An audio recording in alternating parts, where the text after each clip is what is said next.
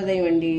మనము కొనే షాంపూలు కాకుండా ఇంట్లోనే మనం చక్కగా ఇంట్లో ఉన్న పదార్థాలు పెట్టుకుని హెర్బల్ షాంపూ తయారు చేసుకోవచ్చండి. నేనైతే షాంపూ తయారు చేసుకోవడానికి ఈ పదార్థాలన్నీ తీసుకున్నానండి.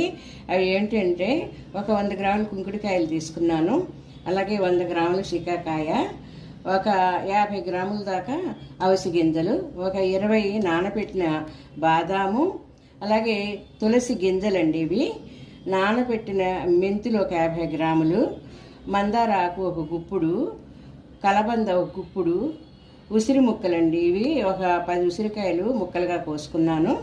తర్వాత ఒక 2 ఉల్లిపాయలు ముక్కలు కోసాను. ఇది మందార పువ్వు పొడి అండి.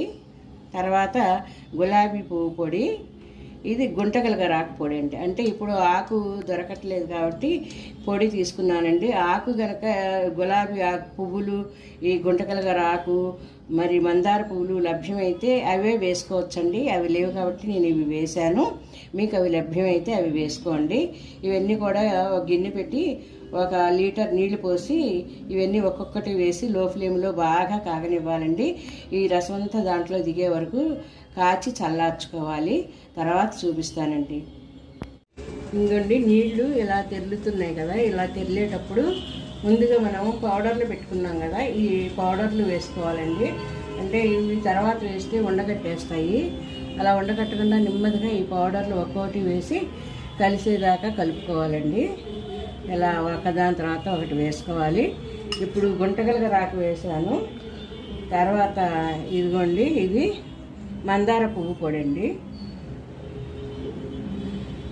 ఈ మందార పువ్వు పొడి కూడా ఇలా బాగా వాటర్లో కలిసిపోయేలాగా పౌడర్లు కలిపేయాలి ముందర. ఇవి 2 కలిసాయి కదండి. ఇప్పుడు ఇదిగోండి గులాబీ పువ్వు పొడి. ఈ 3 పౌడర్లు కాబట్టి ముందు ఇవి కలిసేలాగా కలుపుకుని తర్వాత అన్నీ ఒక్కొక్కటి వేసుకొని సిమ్లో పెట్టి బాగా మరగనివ్వాలండి. బాగా మరిగి ఈ రసం అంతా దాంట్లో దిగింది అనుకున్నప్పుడు మనం పొయ్యి ఆఫ్ చేసుకోవచ్చు. ఇంకోండి మెంతులు,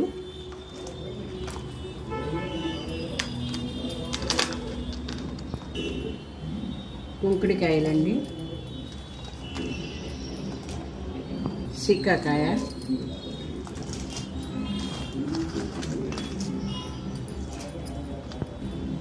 తులసి గింజలండి, ఉసిరి ముక్కలు,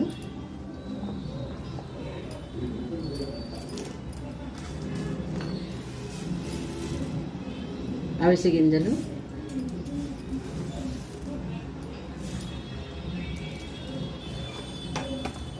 బాదాం అండి,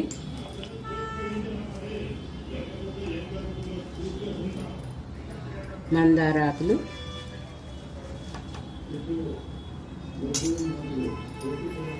కలబంద,